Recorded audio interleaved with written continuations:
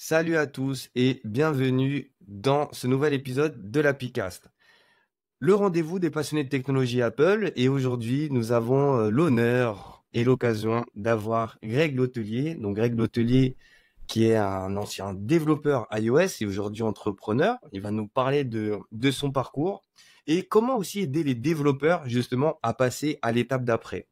Alors Greg, ceux qui le connaissent savent qu'il a voilà contribué sur plein d'événements à Paris, notamment les Cocoez, aussi très actif sur LinkedIn et sur Swift Baguette, hein, notre petit groupe Slack qui est plus petit maintenant.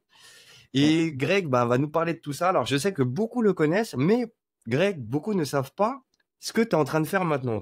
Parce qu'on m'a dit, alors dans mon oreillette, tu as préparé, concocté quelque chose d'extra pour les développeurs. Après, justement, plusieurs années aussi d'expérience, parce que tu as eu ton expérience de dev, ton expérience aussi de formateur, et avec ce passage par le recrutement, tu as pu voir aussi le marché iOS de plusieurs facettes. Donc, tu vas nous parler de ça. Et je tenais encore à vous remercier, surtout pour bah voilà, tous vos messages, franchement, de soutien, parce qu'aujourd'hui, la Picas, voilà, grâce à vous, voilà, j'ai de plus en plus de demandes et en même temps un peu plus de taf. Mais ça, c'est plutôt cool. Et du coup, pour cette nouvelle saison, je voulais mettre aussi en avant, voilà, des profils experts, en tout cas, qui ont beaucoup d'expérience à partager et qui vont me permettre aussi de découvrir aussi l'autre envers. Comme vous le savez, la saison 1, elle était orientée très inspirationnelle, vraiment des parcours qui partaient quasiment de zéro et qui sont devenus dev, ou des histoires euh, du point de vue de femmes, des choses plus personnelles. Là, on va vraiment orienter cette saison sur vraiment de l'expertise et vraiment la mise en avant aussi du potentiel, et on va parler beaucoup mindset. En tout cas, bienvenue, merci d'être là. Et Greg, merci d'avoir accepté l'invitation. Déjà, comment ça va, Greg? Eh ben écoute, ça va bien toi, Mickaël? Ah bah moi, écoute, moi de plus en plus ça va tout dedans, moi. Ça va. Ouais, je crois que Aujourd'hui, je crois que je t'ai jamais vu faire la tronche de toute façon, donc non, ouais, c'est ça vrai. m'a étonné en Eh même ben, temps. tu sais quoi, c'est vrai ce qu'on me dit. On me dit, Mickaël, toi, jamais tu fais la gueule en fait. Tu fais Ouais. jamais la gueule. T'es tout le temps content. Ben écoute, moi j'adore partager. Donc et là aujourd'hui, j'ai la chance de partager un petit peu aussi ton parcours. Et comme on en a parlé un tout petit peu en off juste avant d'enregistrer, je sais qu'on va avoir pas mal de choses à se régaler. Donc on a une petite heure hein, devant nous. Donc on va prendre le temps, bien sûr, de pouvoir apprendre déjà à te connaître, et puis aussi voilà, que tu nous guides gentiment vers l'entrepreneuriat et nous dire voilà ce que c'est à tous ceux justement qui sont intéressés aussi par ce sujet. Ouais. Je te rends le micro. Eh ben écoute, avec grand plaisir pour discuter de tous ces points-là. Peut-être pour me présenter rapidement, donc je m'appelle Greg, j'ai été développeur iOS pendant un peu plus de 10 ans dans des startups à Paris et à New York. Et il y a 5 ans de ça maintenant, j'ai arrêté le dev pour me lancer dans l'entrepreneuriat. Aujourd'hui, j'ai 4 sociétés sur différents sujets, et alors ça fait quand même beaucoup à raconter, mais on pourra rentrer dans le détail de ces différentes activités. Oui. Historiquement, j'avais démarré sur des problématiques de recrutement, vraiment en venant du monde du développement, en fait, hein. C'est quand même un sujet qui nous touche beaucoup, nous les développeurs, et je pense que j'ai été exaspéré, comme beaucoup de nos confrères, par les demandes incessantes de recruteurs qui connaissent rien à notre métier, aux technos qu'on utilise, aux outils qu'on utilise, et qui nous contactaient pour des sujets complètement à côté de la plaque. Donc, je trouvais ça assez dommage, tout en voyant la difficulté que les entreprises avaient à recruter. Et c'est vrai que moi, l'idée m'est venue après 10 ans de dev, de me dire, OK, bah, ce métier-là, le métier de développeur iOS, ça fait 10 ans que je l'exerce, donc je connaissais bien. Ça faisait déjà un moment à l'époque que je m'occupais effectivement de l'organisation des meet-ups, de pas mal d'événements et tout ça, donc je connaissais déjà pas mal de monde dans l'écosystème. Et donc je me suis dit tout simplement, bah voilà, j'ai 2 critères assez différenciants par rapport aux cabinets de recrutement traditionnels pour essayer d'approcher cette problématique du recrutement des développeurs, et en particulier des développeurs iOS. Et donc c'est un peu comme ça que j'ai démarré début 2019 sur ces problématiques-là. Et puis alors après, si tu veux, pour la faire rapide, le sujet recrutement a évolué sur des problématiques de CDI vers des problématiques de freelance. Donc aujourd'hui, on s'occupe principalement de freelance. On a monté Titan, un collectif de freelance avec Chris Chioli, donc c'est là-dessus qu'on bosse pas mal ces temps-ci. Et puis à côté de ça, j'ai une boîte d'événementiel qu'on a montée avec Julien Quéré et Simone Civetta, avec laquelle on organise, entre autres, le Meetup au Coed, mais on organise aussi le Meetup React Native Paris, le Meetup Flutter Paris pour les Meetups. Et puis surtout le gros de notre activité événementielle, parce que les Meetups, c'est une activité un petit peu sur le côté, c'est une activité qui est pas du tout rémunératrice, hein. Il n'y a pas d'argent du tout en jeu sur ces sujets-là. Mais par contre, le sujet sur lequel on bosse de ce côté-là, c'est les conférences. Et donc aujourd'hui, pour 2024, on a 4 conférences qui arrivent. En le disant, je me rends compte que c'est quand même un peu beaucoup. On a une course C'est un... sur React Native, sur Flutter, et la conf historique iOS qui s'appelait French Kit, qui s'appelle depuis l'année dernière Swift Connection, et qui sera de retour à Paris les 23 et 24 septembre, au Théâtre de Paris en plus. Alors ça aussi, c'est un Ah, petit ça, c'est événement. elle est Ouais, pas mal cette salle, hein, en plus. cette salle est incroyable et si tu veux, ça peut peut-être faire une transition assez intéressante aussi parce que tu me demandais aussi en off juste avant tu parlais d'étincelles aussi et qu'est-ce qui peut être à un moment le déclencheur Ouais, pour se lancer dans un projet ou un truc comme ça. Et ben moi, le déclencheur, il vient un petit peu de là-bas, en fait. C'est le moment où ma carrière a commencé à shifter et ce qui a fait que plus tard, je passerai du côté entrepreneur après avoir été développeur toutes ces années. C'est la découverte de l'événementiel, en fait. C'est le tout premier événement, toute première conférence à laquelle j'ai assisté en 2015, qui était .Swift. ouais, Tout de simplement. Swift. Je me rappelle, Et c'est vrai que j'étais là. c'était incroyable. Et moi, à cette époque-là, ça faisait des années que je bossais en tant que dev, mais j'avais jamais pris le temps. J'étais en start-up, j'étais le nez dans le guidon en permanence. J'avais jamais pris le temps de m'intéresser à ce qui se passait en dehors, à ce qui se passait autour de la techno que j'utilisais. Et donc, c'est en assistant à cette première conférence que j'ai réalisé que c'était ça que j'adorais en fait, quoi. C'était le fait de pouvoir avoir cet endroit incroyable en plus, parce que déjà c'est dans des endroits incroyables, avec des C'est des belles salles intervenants là-bas. de qualité, et puis que des gens qui se posent les mêmes problématiques que toi. Donc ça a vraiment moi été le point de départ de mon chemin vers l'entrepreneuriat. C'est le moment où j'ai découvert en fait finalement que ce qui m'intéressait plus, c'était pas le développement, mais c'était le développeur. Et donc c'est à partir de là que alors l'idée a pris du temps, a pris des années hein, finalement à mûrir dans ma tête et à aboutir au projet que j'ai pu monter par la suite. Mais il y a toujours, effectivement, comme tu l'évoquais, une étincelle, un moment qui va déclencher, qui va trigger un petit peu chez nous l'envie ou la motivation de passer à d'autres sujets. C'est intéressant, en fait. Ça fait c'est une très très bonne transition, hein. Merci, merci Greg.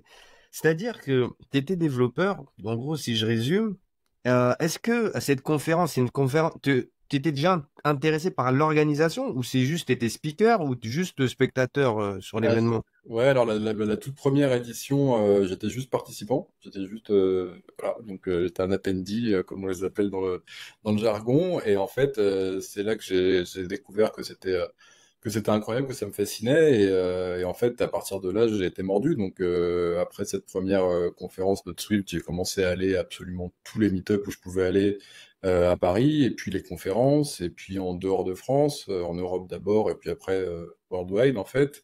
Et puis de participant, je suis devenu speaker, et puis de speaker, je suis devenu sponsor, et puis de sponsor, maintenant, on a une boîte Ouais. d'événementiel, donc je suis passé organisateur.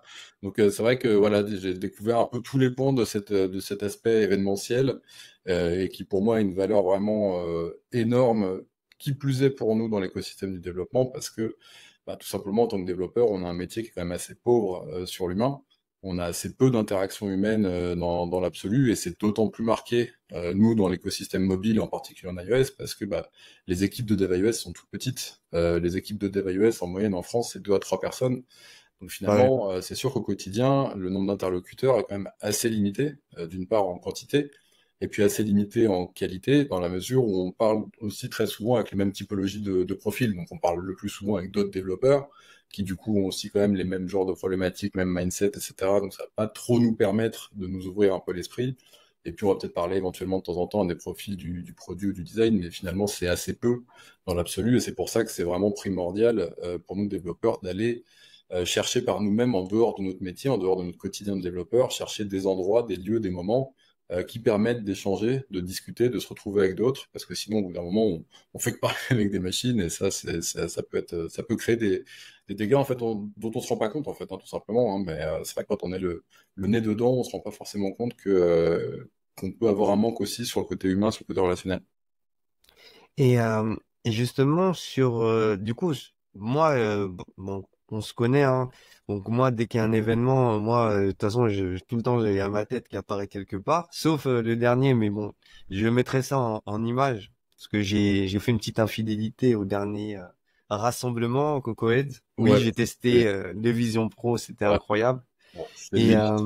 Dans ces cas-là, on t'en veut évidemment absolument pas. voilà, et je te remercie, Greg, pour ça. Mais du coup, Greg, on va dire que cette passion-là pour l'événementiel, Hmm. c'est, est-ce que là, tu te dis, il y a quelque chose à faire, il y a un potentiel, est-ce que tu te sens entrepreneur à ce moment-là? Au début, non, pas du tout. Au début, non, non, c'est pas. Je savais pas très bien ce que j'essayais de faire avec ça au début. C'est-à-dire que vraiment, quand j'ai commencé à assister régulièrement à des meet-up, à des conférences, je sentais que sur l'instant, moi, ça me faisait du bien parce que je trouvais ça vraiment hyper agréable de rencontrer des gens que je connaissais pas ou de revoir des gens que j'avais pas vus depuis longtemps et de pouvoir discuter de sujets techniques, etc., sans être dans le contexte du boulot, c'est-à-dire que bah, tu peux pester sur tes collègues qui ont mal fait telle ligne de code ou qui t'ont pourri ta PR ou quoi que ce soit, sans craindre des retombées potentielles que tu pourrais avoir si tu parlais de ça avec ton CTO ou avec un autre collègue ou quoi que ce soit. Donc tu as ce côté où tu peux te lâcher, où t'es quand même au milieu de gens qui parlent quand même la même langue que toi, parce que on bosse sur des sujets qui sont extrêmement techniques. Il y a peu de personnes qui comprennent de quoi on cause, hein. Faut être quand même assez clair. Et même si on discute avec d'autres développeurs sur d'autres technos, sur du back, sur des trucs qui ont rien à voir, alors évidemment, il y a des problématiques qui sont similaires et sur lesquelles on va se retrouver, mais on a quand même plein de trucs sur lesquels ils pourront pas comprendre les sujets sur lesquels on est bloqué ou qui nous intéressent, quoi que ce soit. Donc c'est pour ça que c'est vraiment important d'avoir celui-là et ces moments-là. Et donc je me suis pris d'intérêt pour ces choses-là, mais encore une fois, sans vraiment savoir que ça allait être le début d'une histoire par la suite et qui allait mener à des choses complètement différentes. L'idée, c'était un peu de dire, ok, bon, ce truc-là est cool, ça me plaît bien, j'y vais, quoi. Et puis bah, peut-être qu'un jour, ça me permettra de faire quelque chose, mais je pense que je m'étais même pas posé la question à l'époque de me dire, est-ce que je vais rentabiliser ça d'une manière X ou Y. Ouais, bah, à ce moment-là, ouais. Ah ouais, non, non, J'ai- on réfléchit pas trop à ça à l'avance. Et parce que, tu vois, sur tous ces événements-là, donc, ça t'a forcément amené à t'éloigner. Alors, quand je dis éloigner, tu me diras, mais l'univers vraiment du développement. Est-ce qu'à ce moment-là, tu te disais, je sais pas, j'ai une étincelle en moi, ou t'étais vraiment très, euh, je pose la question à Greg, à cette époque, t'es développeur encore, hein. Ouais, On est c'est je d'accord. suis pour développeur, ouais. Donc, cette époque-là, est-ce que tu faisais partie déjà de ceux qui attendaient la WWDC et qui voulaient voir les dernières features et puis télécharger la bêta et commencer à mettre les mains dedans? T'es un Ouais, peu geek, quoi. Un peu ouais. comme moi, bref. Euh, Est-ce que cet ADN-là, c'est quelque chose qui s'est estompé avec le temps ou non, au contraire, ça, tu avais toujours ça à côté? Non, alors ça dépend à quel niveau dans le temps on regarde. Si on repart vraiment, moi, au début, quand j'ai commencé à m'intéresser à l'événementiel et juste à rencontrer d'autres devs, voir les meet-ups, découvrir les conférences, etc., etc., c'était bien avant d'avoir ces considérations-là. Donc je te disais, la première pour moi, c'était Swift, donc début 2015. Si on retrace un petit peu historiquement, 6 mois plus tôt, juin 2014, c'est la DubDub 2014 et c'est l'annonce de Swift, en fait. Ouais, iOS 8 aussi. Ouais, et ce moment-là, moi, est assez particulier en termes de moment de vie aussi, parce que bah, je venais d'être papa aussi, bon, ça n'a rien à voir, mais c'était quand même aussi un gros Ah bah, moment bah à ce ouais. moment-là. Et puis je venais de revendre aussi, on venait de revendre la startup dans laquelle j'étais à l'époque. Avec mes associés, on l'a revendu, et en fait, si tu veux, il y a tous les astres qui se sont alignés, c'est-à-dire qu'à un moment, bah, on venait de revendre la startup, donc on bossait dans le groupe qui nous avait racheté. Et en fait, bah, une fois qu'on a été racheté comme assez fréquemment dans beaucoup de startups, l'intensité de travail est quand même un peu redescendue parce que bah, avant on cravachait par nous-mêmes pour tout faire tourner, donc le rythme était assez soutenu. Mais à partir du moment où on s'est fait racheter, c'est un peu plus calme. Et donc en fait, ça coïncidait aussi à l'annonce, avec l'annonce de Swift. En fait, moi je me suis retrouvé à un moment où d'un seul coup, bah, je sortais un peu moins faire la teuf parce que bah, j'avais une gamine, j'avais un petit peu moins Ok. de taf parce qu'on venait de se faire racheter. Et Apple venait d'annoncer Swift. Et donc, en fait, du coup, moi, dans ma carrière de développeur, j'avais jamais assisté à la naissance d'un langage de programmation. Et donc là, en fait, j'ai de la bande passante et de l'intérêt qui se sont libérés pour Swift, pour le langage quand il a été annoncé. Et donc ouais, je me suis mis, c'est pour ça que je me suis mis en fait vraiment dedans à suivre toutes les évolutions, à tester toutes les bêtas. J'ai pourri toute ma boîte d'ailleurs, en plus en prod du Swift en bêta, enfin, ça prend du temps. Et dès qu'il fallait faire une mise à jour, bah, moi ça me prenait 3 semaines parce que toutes les mises à jour des premières versions de Swift, ça pétait tout ce qu'il y avait avant. Donc bah, tout le monde m'a détesté à un moment pendant ce temps-là. Mais moi j'ai vraiment adoré découvrir un peu cette énergie de l'arrivée de ce nouveau langage, tous ces gens qui venaient des quatre coins du monde, qui se réunissent pour discuter un peu de ce que va être capable de faire ce langage. Enfin, tout ça était vraiment un déclic très fort. Mais encore une fois, pour revenir sur ta question initiale, c'était pas du tout dans l'optique de faire de l'entrepreneuriat derrière, quoi. C'était juste, voilà, c'était juste de l'intérêt et de la passion pour ça.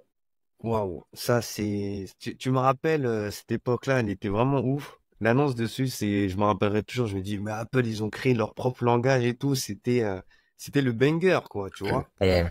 Et on le sait aussi que dans le marché, généralement, quand il y a une nouvelle techno, t'as vu, pour qu'elle soit vraiment effective en production pure, généralement, il y a toujours ce délai de 3 ans à peu près. Tu vois, ça a été le cas avec Swift UI un peu. Maintenant, aujourd'hui, ça y est, tout le monde est un peu. Vous avez mis Swift UI? Vous êtes en Swift UI? Ah, c'était clair, hein. Donc, il y a ça, je trouve ça ultra passionnant. Mais moi-même aussi, entrepreneur, on va arriver à ce sujet, Greg, forcément, parce que c'est le sujet de cette émission. L'entrepreneuriat, donc, avant de parler de ça, de rentrer dans le détail, Greg, l'hôtelier, c'est combien d'événements que tu as, parce que finalement, t'en as créé des événements. T'en as créé de combien depuis justement que tu t'es lancé? Ah bah alors un paquet. Alors si en termes de création, tu parles d'organisation par événement. Organisation, ouais, Ouais, organisation, des meet-up, je crois qu'aujourd'hui, donc ça fait 8 ans que j'en fais, j'ai dû en organiser entre 70 et 80, je pense. Quelque chose c'est comme ça, énorme, hein. toutes techno confondues. Alors sachant qu'il y a sur Paris, on a 3 meet-up iOS. Alors pour le coup, maintenant il n'y en a plus qu'un seul qui tourne sur les trois. Mais j'avais lancé à l'époque aussi bah, le Swift Paris Junior aussi, qui était une déclinaison qui était dédiée aussi Ouais. au profil junior, parce que bah, je sais que c'est un sujet qui te tient à cœur, et puis on sait que c'est toujours aussi difficile pour les profils qui se lancent alors dans le dev iOS, dans le dev de manière générale, hein. C'est quand même En général, ouais. une des particularités de notre écosystème où il manque beaucoup de gens pour faire du dev, mais les gens qui démarrent, on n'en veut pas trop. Donc, bref. Euh, Et donc, ouais, 70-80, je dirais, sur les meet-up. Et puis, depuis que j'ai rejoint Julien et Simonet sur le côté conférence, bon, on organise une petite dizaine à ce jour. Donc, ouais, ça fait pas mal d'événements organisés. Et puis, bah, toujours la passion de faire ça parce que, alors, c'est beaucoup de taf en amont, mais c'est vrai que C'est ce que j'ai, le c'est, moment venu, c'est, c'est assez cool, ouais. c'est ce que j'allais dire parce que, tu vois, maintenant, je sais que déjà, Simonet aussi, et Julien aussi, qu'on salue, hein, au passage, moi, je sais quand j'ai assisté à la dernière French Kit, en tout cas, dernier événement que j'avais assisté, ça s'appelait encore French Kit, c'est quand même des événements qui rassemblent des gens à l'international aussi, en tout cas pour certains, et puis qui mobilisent aussi pas mal de devs. On est à peu près sur quoi? 200? Là, on est sur des plus gros événements, là, hein. Ouais, alors si tu veux, il y a une énorme différence entre le côté meet-up et le côté conférence, hein. Le côté meet-up, c'est vraiment quelque chose c'est 3 heures un soir en semaine. C'est une boîte qui accueille gracieusement l'événement, qui va fournir boissons et buffets pour qu'on puisse discuter, manger un morceau à la fin de l'événement. Aujourd'hui, un meet-up en termes de setup, alors, je vais pas dire ça, alors, parce que je suis pas tout seul non plus à bosser dessus, hein, je vais pas non plus prendre tous les lauriers pour moi, mais donc il y a Valentin Pertuiseau, qui est lead iOS chez Spendesk, qui bosse avec nous sur ce sujet. Et donc, du coup, ça nous prend, organiser un meet-up, je dirais que c'est une demi-journée de taf, donc c'est vraiment pas grand-chose. Ouais. Organiser une conférence, là, pour le coup, je peux même pas chiffrer.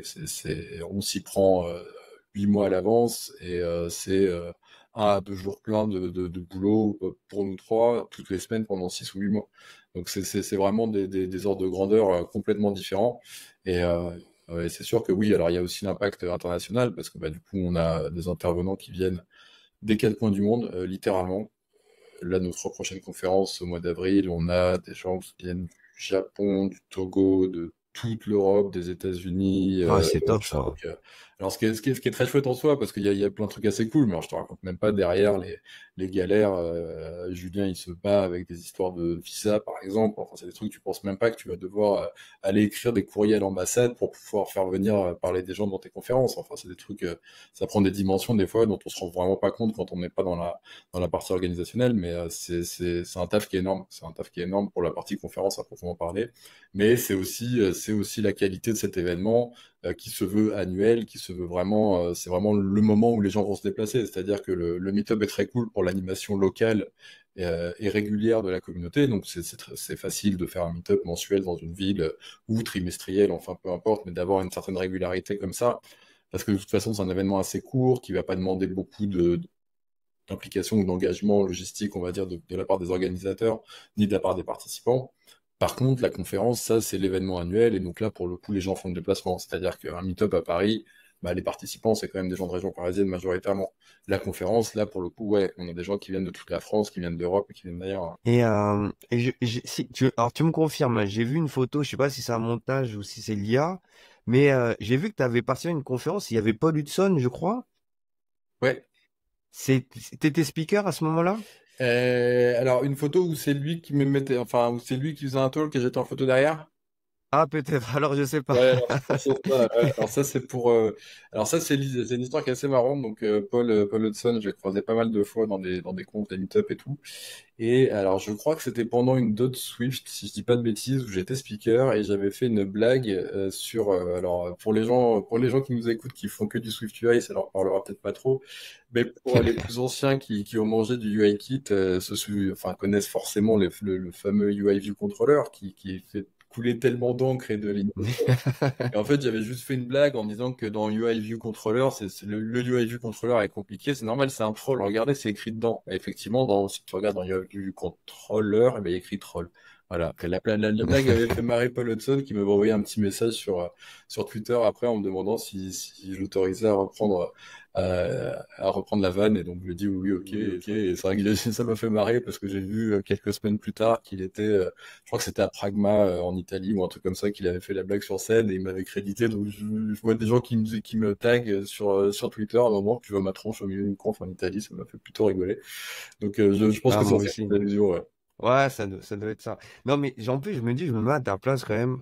Je me dis, euh, je me dis que tu as été repris par Paul Hudson. Paul Hudson, c'est-à-dire que déjà qu'il y a une référence, en tout cas sur la, je sais pas si on peut parler, oui, on peut parler dans l'écosystème Apple, iOS, et puis aussi avec sa plateforme aussi, Hacking with Swift, où il y a beaucoup, beaucoup, beaucoup de développeurs qui suivent, et je sais pas si je pourrais l'avoir dans l'applicast en édition spéciale en anglais, mais ce gars, c'est une brute. Je sais pas comment il fait. Je crois qu'il est vraiment tout seul, hein. Je crois À ma je sais. connaissance, oui. Ouais, ouais, à ma connaissance, il gère tout seul. Enfin, aux dernières nouvelles, c'est comme ça qu'il travaillait. Et oui, oui, je pense que c'est juste un énorme bourreau de travail, hein, parce que c'est Ah vrai que ouais. la quantité de choses qu'il fait est quand même assez phénoménale. Après, je pense qu'il est très smart sur la manière qu'il a de travailler et très certainement sur alors je vais pas parler à sa place non plus, mais très certainement sur une manière aussi de mutualiser le boulot, parce qu'il a quand même beaucoup de canaux différents. Il écrit des bouquins, il a ses sites, il donne des talks, etc., etc. Et cetera. Et donc c'est vrai que ça, de toute façon, d'ailleurs, c'est aussi un bon conseil pour les devs qui veulent se lancer et faire un peu de contenu tech. C'est toujours un bon exercice quand on veut écrire un article, par exemple. Bah, ça coûte pas beaucoup plus cher d'en faire un talk, par exemple. Donc, tu as déjà préparé quasiment tous les contenus, il faut juste changer un peu la forme. Donc, c'est juste un petit peu de taf en plus pour continuer, mais tu peux le faire. Et donc, je suppose que Paul, d'une certaine manière, doit aussi faire des choses un peu dans ce sens-là, où il y a une partie de contenu qui met à disposition sur son site, certainement une partie plus développée qui va aller dans ce bouquin, etc. Mais après, ça lui enlève pas évidemment le boulot monstre qu'il a bas depuis des années. Ça y a vraiment aucun doute là-dessus, quoi. Et aujourd'hui, je pense que pourquoi je te parle aussi de Paul Hudson, pas seulement pour le crédit à Greg Letellier, mais on parlait de la définition d'un entrepreneur. Ouais. Pour toi, euh, c'est quoi ta définition d'un entrepreneur tech? Je vais préciser, entrepreneur tech. Alors, ouais, entrepreneur, un ancien développeur, tu veux dire? Ou un Ouais, on va dire, entrepreneur tech? ta vision à toi, ouais. Ouais, alors c'est vaste sujet, vaste question. L'entrepreneuriat, c'est le moment où vraiment où tu vas commencer à passer de ce qu'on fait nous beaucoup en tant que développeurs, qui sont des side projects. Je veux dire, 90% des développeurs ont eu un side project parce que de par notre métier, on sait fabriquer des choses numériques, bien sûr, hein, du software, des sites, des applications, des API, etc.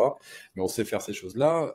Notre quotidien habituellement pour les développeurs salariés, c'est de le faire au profit de la société qui les emploie. Mais forcément, ça donne des idées de faire nos propres projets, nos propres applications à côté. Et en fait, l'entrepreneur, c'est celui qui va juste une étape après et qui prend cette chose qui n'est juste qu'un side project, qui est juste une boule de ligne de code quelque part, et qui va mettre toutes les petites couches qui vont autour de marketing, de communication, de vente, etc., pour vendre en fait tout simplement ce qu'il a créé. Donc c'est un petit peu ça et après la définition dans l'absolu elle peut être tellement vaste parce que c'est comme si tu veux c'est comme si on demandait une définition d'un développeur. Un développeur Ouais. aujourd'hui il y a tellement de technos différentes, il y a tellement d'écosystèmes, il y a tellement de frameworks, il y a tellement d'outils que ce qu'on fait nous au quotidien en tant que développeur iOS, ça a quand même pas grand-chose à voir non plus avec ce que fait un dev Python ou un dev JS, tu vois, c'est quand même des trucs assez différents. Et dans l'entrepreneuriat, c'est vraiment pareil. Et en fait, c'est encore pire parce que en fonction de ce que tu vas aborder comme typologie de service ou de produit que tu vas vouloir commercialiser, en fonction de où tu vas le faire, avec qui tu vas le faire, dans quel écosystème, sur quel marché, avec quel business model, etc. Le nombre de variables est phénoménal et en fait, du coup, c'est très très difficile d'avoir une définition précise, en gros, de l'entrepreneur, si ce n'est que finalement, notre vocation, c'est de créer des business, en fait, tout simplement. Et là-dessus, pour le coup, c'est un sujet, moi, qui me passionne depuis des années et sur lequel je pense que nous, en tant que développeurs, on a aussi une très bonne carte à jouer sur ce sujet-là, même si aujourd'hui, on l'exploite très peu, malheureusement. Ouais. C'est vrai qu'on exploite très peu. Je peux te parler d'une expérience personnelle. Comme beaucoup, je pense, les devs peuvent se retrouver. Moi, j'avais un side project. Au départ, je sais même pas estimer sa valeur. C'est juste que ça me permettait de jouer avec des technos que je pouvais pas faire dans mes missions. Donc, et je pense qu'il y a beaucoup de devs, je pense, qui écoutent ou qui regardent, peut-être qu'ils vont s'y retrouver.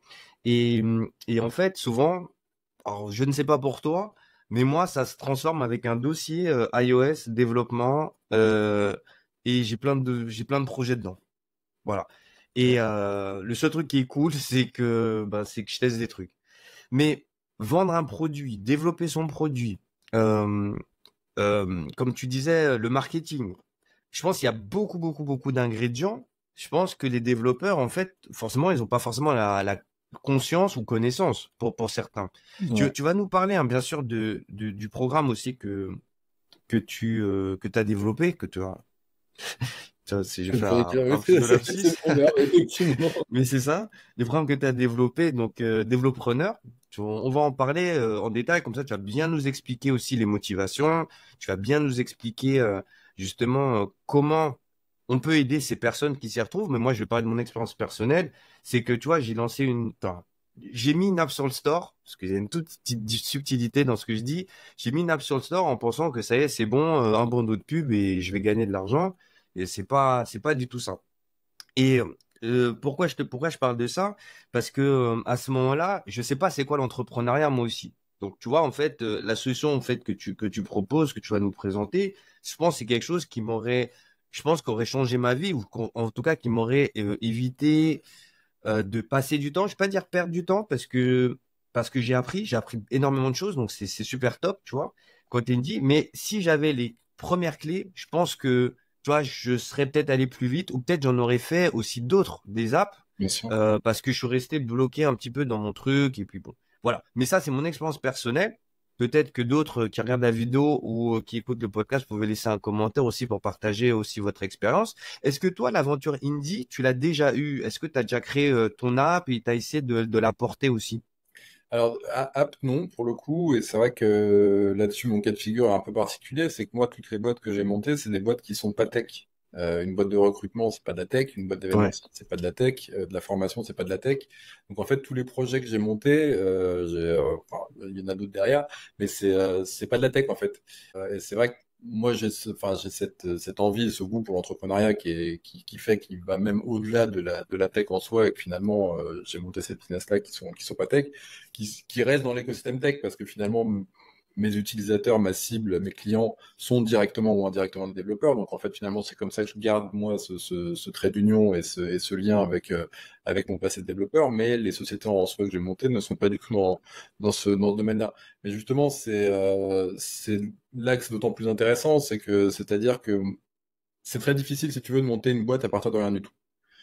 Si demain, si aujourd'hui tu es développeur depuis 3, 5, 10 ans et que demain tu veux monter une boulangerie, ouais, ça va être très compliqué. Parce que là, pour le coup, il y a rien en commun. Donc, et dans la pratique, c'est quand même assez rare des gens qui se montent, enfin, qui montent quelque chose. Alors, évidemment, il y a toujours des histoires de gens qui font alors, soit de la reconversion professionnelle, par exemple, ou qui partent vraiment vers d'autres choses. Mais cette transition de développeur vers entrepreneur, pour ceux qui voudraient monter un projet ou un autre, je recommande quand même de garder un lien avec quelque chose qu'on a de familier. Et alors, c'est vrai que moi, ce lien de familier que j'ai conservé, c'est la communauté des développeurs. Donc, c'est ce côté humain-là que j'ai gardé, que je connaissais bien forcément d'avant. Mais pour beaucoup de devs qui veulent monter quelque chose, la plupart du temps, ils veulent monter quelque chose de technique. Et ce qui est assez cohérent quand on vient avec son bagage de dev. Donc, du coup, ouais, ils peuvent avancer là-dessus. Et je sais plus où est-ce qu'on est. J'ai perdu Ouais, le réseau. non, en fait, je te posais la question parce que j'étais surpris que t'aies pas été tenté par dire, vas-y, je suis dev iOS, avec des gros bras comme ça, je vais faire mon app et moi aussi je vais m'attaquer au store. Tu t'es jamais posé cette question? T'as jamais, tu sais, on se dit toujours, ouais, je suis dev, j'ai une idée d'app, non? Non, pas vraiment. Ouais, ouais, non, non, sur la partie tech, pas trop. C'est vraiment moi le prisme c'est fait par le côté humain. C'est vraiment le truc qui m'a fait partir entre guillemets du dev pour aller vers l'entrepreneuriat. C'est plutôt le lien humain. Et d'ailleurs, bah tu vois, aujourd'hui on parle de cette formation qui s'adresse aux Ouais. développeurs. J'organise des événements pour les développeurs. Chez Titan, on a un collectif de développeurs. Donc en fait, j'ai toujours gardé ce lien-là, mais moi, le lien et la bascule entre le monde du salariat et le monde de l'entrepreneuriat, c'est fait en gardant ce lien-là.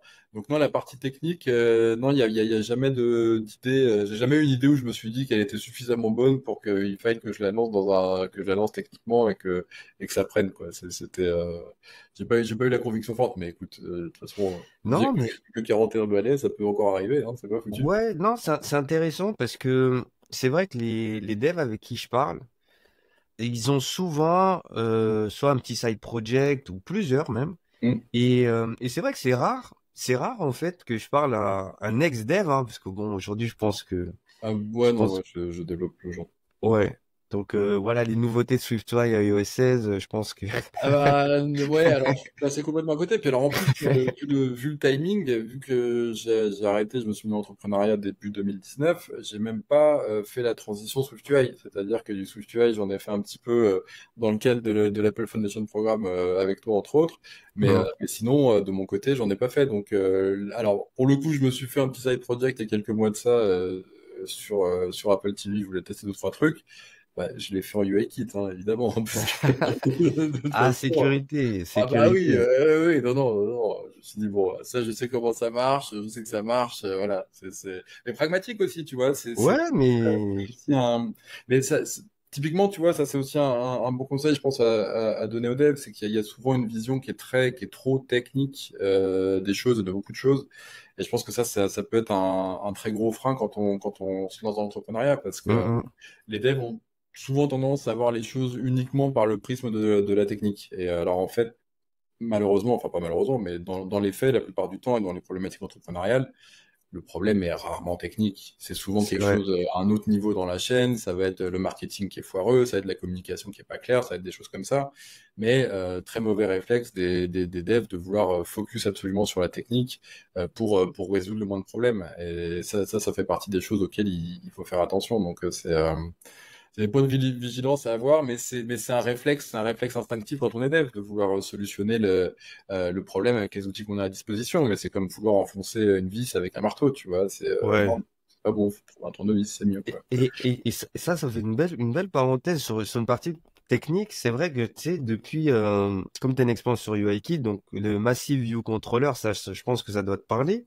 Bien sûr. Et tu vois, aujourd'hui, je le vois avec du recul, on parle beaucoup archi, tu vois, on parle d'architecture. C'était un peu moins, enfin, mon expérience, tu vois, en 2014-2013, on parlait pas spécialement archi, en tout cas peut-être parce qu'on n'avait qu'une, et peut-être aussi parce que nous, les développeurs, on avait peut-être mal interprété, parce que l'archi MVC, alors oui, peut-être on trouvait des projets avec tous les trucs qui étaient dans le contrôleur, mais est-ce que c'est pas une mauvaise approche ou tu vois, compréhension? Parce que quand je regarde certains d'autres projets, parce que tu sais, le MVC, c'est un pattern qu'on trouve dans d'autres langages, hein, qui n'est pas spécifique à UIKit, bah, j'ai pas forcément l'impression que tout doit être dans le contrôleur, tu vois. Non, c'est sûr. Bah, je pense que enfin, la grosse erreur d'Apple sur ce sujet-là, c'est clairement le naming du UI View Controller.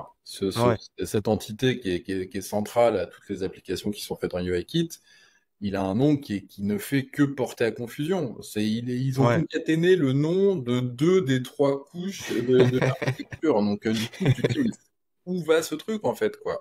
En vrai, enfin, c'est tout con, mais je pense que cette histoire de naming à proprement parler a jeté une grande partie du trouble qui a régné autour de MVC, du choix d'MVC d'Apple autour du HeyKit. Donc, des fois, ça tient à pas grand-chose, tu vois. C'est quand même assez Ouais. aberrant, hein.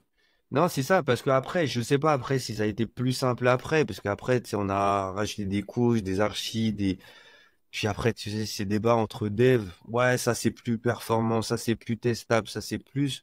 Bon, toi, t'as fait le choix peut-être de Moi, je me suis barré, j'ai d'autres problèmes, là. J'ai plus des Eh, massifs de contrôleurs, mais j'ai d'autres massifs problèmes. ouais, bon, tu nous as laissé un peu voilà, dans le, voilà, je vais pas couper au montage. Mais non, mais en tout cas, ce qui est bien, alors, comme tu dis, quand tu vas dans un aspect business, Mm.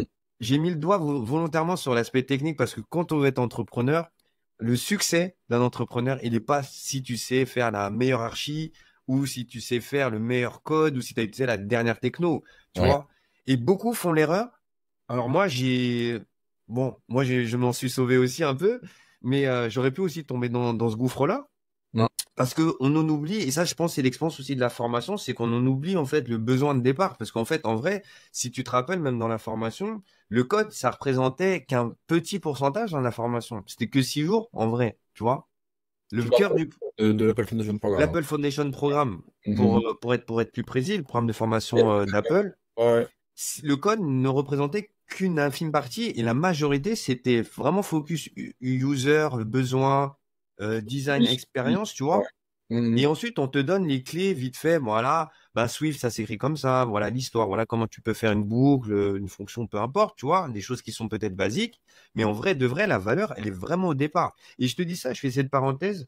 Je pense qu'il peut être aussi un bon parallèle sur la partie entrepreneuriale. Alors même si Apple ne le met pas en avant dans cette formation, tu regardes, c'est un peu les process de monter une boîte.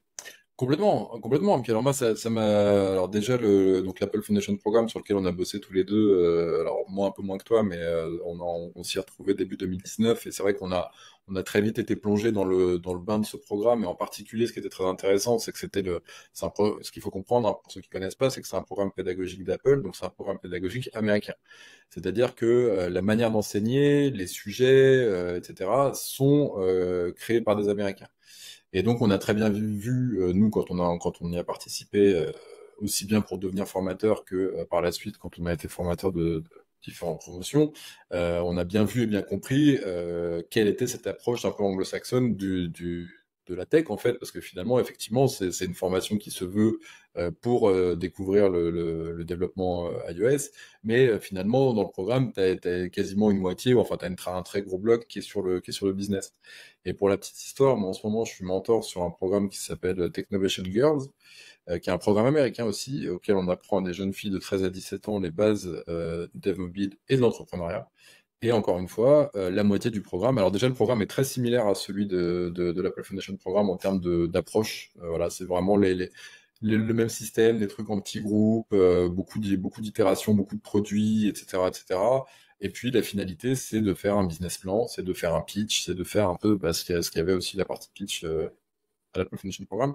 Donc il y a vraiment une question de mindset aussi de culture qui fait que, alors on sait très bien qu'on est en France, on a de très bons ingénieurs, on est connu et reconnu pour ça. En plus, on n'est pas très cher par rapport aux tarifs Ouais, américains, c'est par vrai. exemple. Mais c'est vrai aussi que on n'a pas cette culture business, c'est-à-dire que les techs sont tech et ne seront que tech. Et puis les business, ils sont business et puis ils seront que business. Enfin, c'est un peu il y a une espèce de dichotomie comme ça qui est assez dramatique dans la manière dont ces sujets-là sont enseignés en France et qui fait que on a dans la tête, on est tous baignés, bercés dans ce mode-là, qui fait que on est conditionné à être des développeurs et à être toujours des développeurs. Enfin, l'idée ne nous vient pas de se dire on va faire du business parce qu'un business c'est un truc qu'on connaît pas, qu'on comprend pas, dont on a généralement une assez mauvaise image aussi, hein, tout simplement parce que Ah tout ouais. développeur dans sa carrière à un moment ou à un autre a dû faire du code dégueulasse, a dû intégrer des librairies pourries à la demande du business, et il a toujours trouvé ça pourri et chiant et relou, et indirectement, voilà, ça laisse une image quand même assez détériorée de cet écosystème. Alors qu'en fait, on a les clés du camion, on sait faire Ouais. les choses en fait, c'est-à-dire que, et en particulier sur des produits numériques, hein, encore une fois, des apps, des sites, des API, ce que vous voulez, bah voilà, tu mets un profil commercial et tu mets un dev à côté. Nous, la tech, on sait la mettre en place. Alors après, on va galérer à la vendre, c'est clair.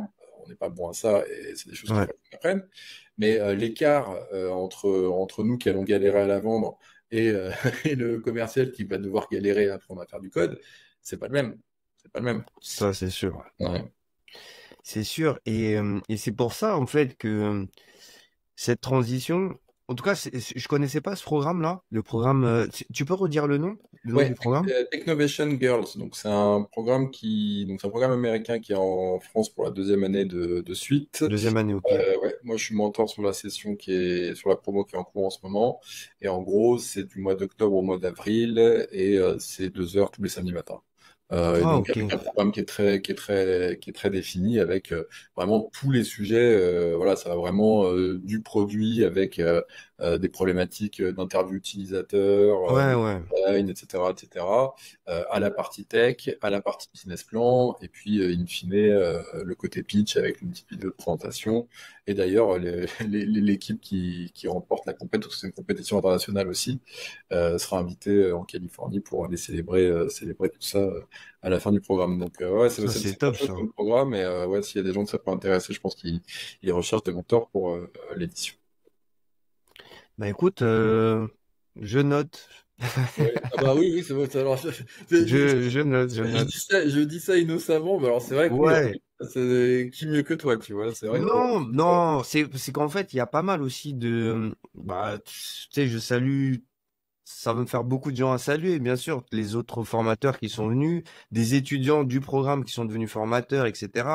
Non, il y a plein de choses. Le programme d'Apple, il continue, il vit sa vie. Et je suis très content, en tout cas, voilà, qu'on ait pu faire partie du premier batch ever, comme on Mm. dit. Ouais. Et c'était une super expérience. Et je pense le côté humain que tu parlais, il revient. Et tu sais, le fait d'être mentor et puis aussi de donner du temps. On fait du business, d'accord? Mais je pense qu'il y a toujours ce côté du partage. Tu vois, c'est bien aussi d'aider des gens à accomplir des choses. Et en plus, tu vois, là, pendant qu'on discute, tu me... Alors, c'est pas une idée ou pas un challenge que je vais te lancer, mais tu vois, ce type de formation, ce format, je me dis que ça pourrait être intéressant aussi pour accompagner aussi des développeurs vraiment à faire du business, tu vois. Parce que en fait, ton programme, en tout cas, tu vas en parler, hein. Je Mm. laisse le teaser. Oui, c'est vrai, c'est vrai.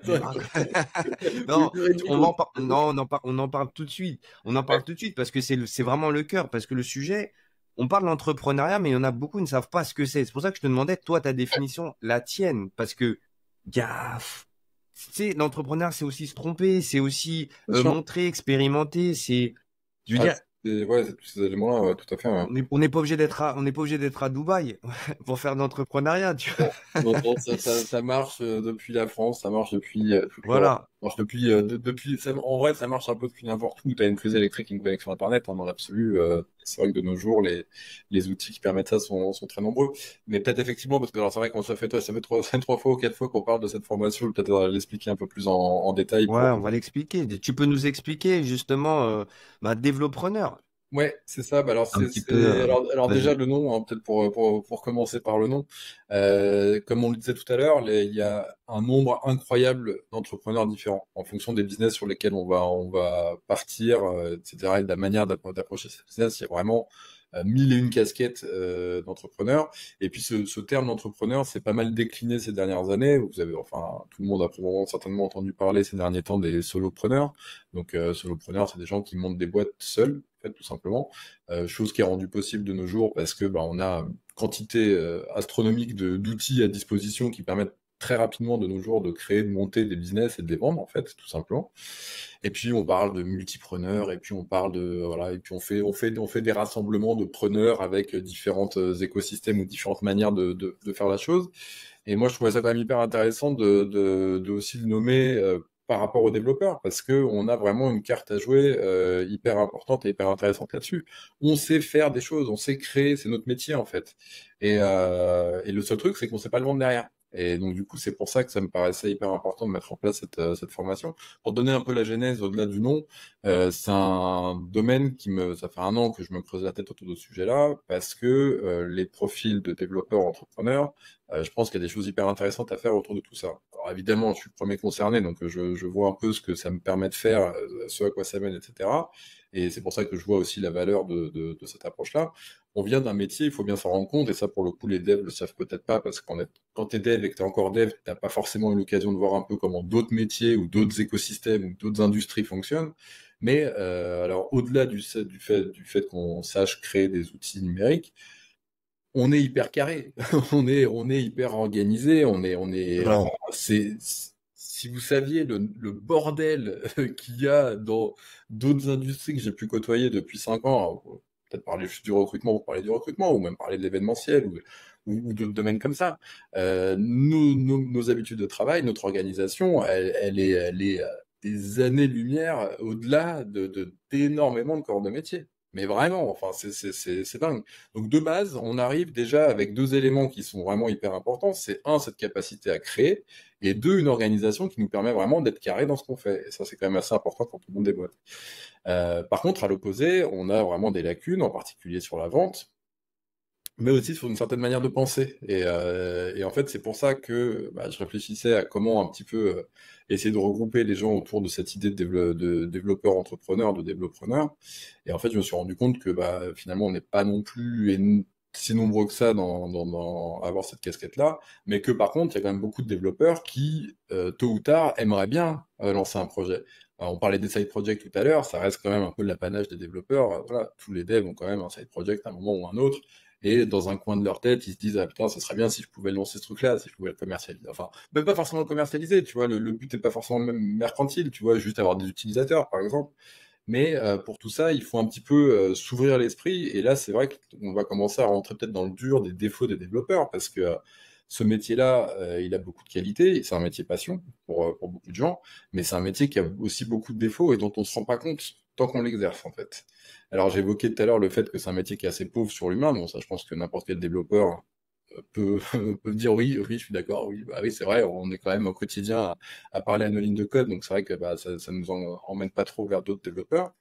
Mais il faut voir que c'est aussi un métier qui nous bloque un peu dans un mode de pensée et dans une manière de fonctionner qui est pas forcément celle qu'on peut retrouver ailleurs dans l'entrepreneuriat, par exemple, ou même dans d'autres problématiques de la vie.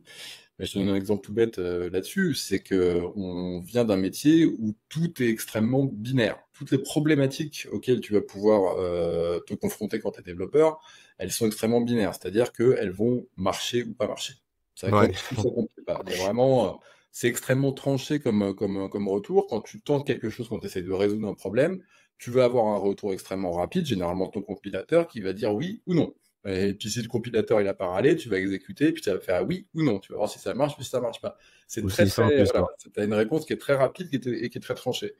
Dans l'entrepreneuriat, ça fonctionne pas du tout comme ça. La plupart du temps, déjà, il y a une notion de synchrone, de synchronicité, c'est-à-dire que la réponse, le retour par rapport à ce que tu vas avoir mis en place va être beaucoup plus long à revenir, hein. Un développeur, le retour, il est en quelques secondes, hein. C'est le temps d'exécuter ton code, tu vois ce que tu as fait. Entrepreneur, tu vas lancer tu vas lancer un nouveau plan de communication, tu vas lancer une nouvelle charte graphique, tu vas lancer une nouvelle fonctionnalité dans ton produit, etc., etc.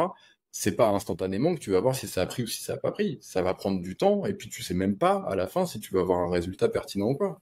Donc c'est très difficile finalement de changer de ce mindset où on vient d'un monde dans lequel on passe notre vie à travailler avec quelque chose où on a un retour qui est instantané, Direct. tout de suite bon, pas bon, un autre monde où c'est beaucoup plus vague, où c'est beaucoup plus vague. La réponse peut mettre quelques heures, quelques jours, quelques semaines, voire ne jamais arriver, voire ne jamais revenir. Et puis même si tu as un retour, le retour, il sera jamais aussi tranché que c'est bon, c'est pas bon. Je te donne un exemple tout con, tu veux lancer une activité, tu veux lancer un podcast par exemple, pour parler un petit peu de ce sur quoi tu travailles. Si au bout de 5 épisodes de podcast, tu as eu 0 écoute, bon, tu sais que le truc a été un échec. Ouais. Au bout de 5 épisodes, tu as eu 200 millions d'écoutes, tu sais que ça a été une réussite, y a pas de sujet. Qu'est-ce qui se passe si au bout de 5 épisodes, tu as eu 100 écoutes, 1000 écoutes? Est-ce que c'est une réussite? Est-ce que c'est un échec? C'est ni vraiment l'un ni vraiment l'autre. Et Ouais. donc là, vraiment, il y a un écart, une différence de manière de fonctionner, de réfléchir et de résoudre des problèmes quand on est entrepreneur par rapport à quand on est dev, qui est très différent et qui peut être extrêmement frustrant pour un développeur de ne pas avoir ce retour instantané et très précis Ouais, auquel on est je vois habitué très bien ce avec que tu veux dire. donc, et en fait, si tu veux, cette formation de développeur que j'ai lancée, l'idée, c'est justement, elle est un peu double, c'est déjà de couvrir des sujets assez pratiques que beaucoup de développeurs connaissent pas, sur quel type de société monter, quel type de structure tu peux faire, qu'est-ce que ça implique pour toi. Parler évidemment d'argent aussi, c'est un sujet qui est forcément très important là-dedans. Quand on crée une entreprise, le but premier d'une entreprise, c'est de gagner de l'argent. Mais il faut bien comprendre que l'argent d'une entreprise, c'est très différent de l'argent d'un particulier. Donc il faut le voir différemment, il faut y réfléchir différemment. Tout ça, c'est des choses qui enfin, déjà auxquelles il faut réfléchir, il faut en être conscient déjà. Et puis après, ça prend du temps aussi à assimiler. Et donc c'est pour ça que cette formation veut à la fois donner des clés assez pratiques sur des domaines comme ça, un peu sur des questions de légal, de comptabilité, des questions comme ça qu'il faut savoir parce que c'est ta culture entrepreneuriale qu'il faut avoir pour démarrer. Mais aussi de manière un peu plus profonde, l'idée c'est aussi d'essayer d'aider les devs à passer d'un mindset de développeur à un mindset d'entrepreneur. Parce que c'est vraiment deux écosystèmes très différents, même s'ils se complètent complètement et que on peut entreprendre dans le monde du dev, il n'y a aucun souci.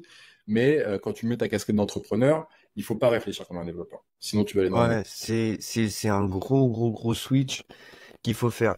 Moi, j'ai peut-être pas éprouvé, moi, quand je fais aussi cette transition, parce que de toute façon, je fais les deux, je fais aussi du dev et j'entreprends, mais pour justement changer de casquette, tu vois, j'ai pas de souci, voilà, s'il faut charbonner pour un client, il y a pas de problème, s'il faut que je monte des points, je le fais, ou lancer un podcast, parce que c'est un projet entrepreneurial sans Bien sûr, s'en rendre, voilà, complètement. Mais sans non, s'en mais rendre tout compte. à fait, tout à fait.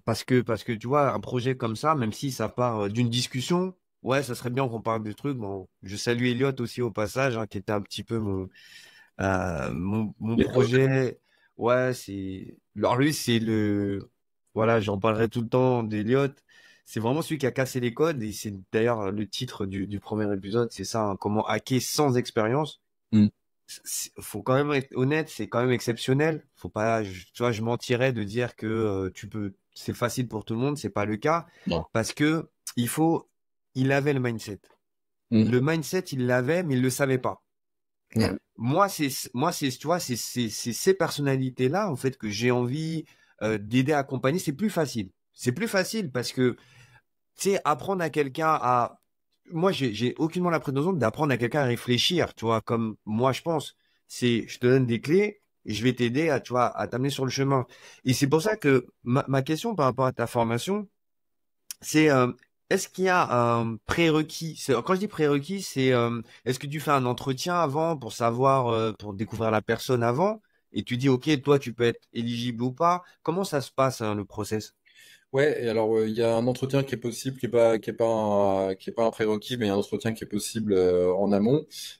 Concrètement, la formation, elle prend la forme de, donc c'est 2 fois 1 heure. Il y a 1 heure de vidéo sur lesquelles je reviens sur des sujets qui sont plutôt théoriques que j'évoquais, sur des trucs qu'il faut quand même savoir sur voilà comment marchent les entreprises, quelles sont tes responsabilités. Tu vas devoir gérer de la TVA, c'est chiant la TVA, mais t'as pas le choix.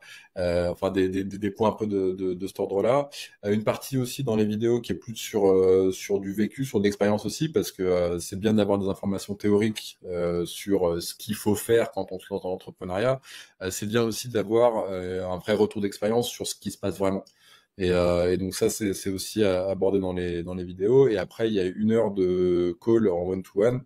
Là, pour le coup, pour que le développeur puisse m'expliquer un peu son projet, là où il en est, et qu'on puisse déceler ensemble les éléments, donc les 3 plus grands soucis que les devs vont avoir quand ils vont se lancer. C'est vraiment, alors les sujets qu'ils vont sous-estimer. Donc ça c'est alors assez typique du développeur, on le connaît même dans le cadre du dev, hein, c'est-à-dire tu penses que tu vas faire ta feature en 1 semaine et puis ça prend 3 mois. Ouais, Voilà, ça c'est classique. alors ça c'est assez classique, ça nous fait déjà assez mal aux fesses quand on est dev et qu'on se retrouve dans des situations comme ça. Cette situation-là, quand tu es entrepreneur, elle est encore plus douloureuse en fait, Ouais. parce que déjà tu as une bande passante qui est quand même assez limitée, donc si tu sacrifies 3 mois là où tu devais mettre 1 semaine, bah, tu te fous dans la merde sur plein d'autres sujets, et puis surtout tu risques très très fort d'entamer ta motivation, et ça peut être tout simplement fatal à ton projet, hein, tout simplement, parce que si à un moment où tu crois plus, ou vraiment, voilà, tu pensais que tu allais le faire en 1 semaine, ça prend 3 mois, t'en peux plus, bah, tu risques d'abandonner aussi, donc c'est vraiment un gros risque. À l'opposé, il y a les problèmes que les devs vont surestimer, où ils vont se dire, OK, bah, ce truc-là, c'est tellement compliqué, je le ferai jamais, je vais jamais m'en sortir, etc., etc. Alors que dans la pratique, bah, c'était pas si compliqué que ça, et donc, du coup, le risque, bah, c'est de se fermer des portes, en fait. C'est qu'il y avait des opportunités de Ouais, développer ouais, ouais. tel ou tel aspect, mais que, en se mettant des œillères, on se dit, OK, non, ça, je vais pas le faire. Puis le troisième risque, c'est les sujets auxquels on pense pas, et cela, ça peut être des petits sujets un peu pièges qui peuvent aussi être assez dangereux. On se fait des petits pouces là, en même temps.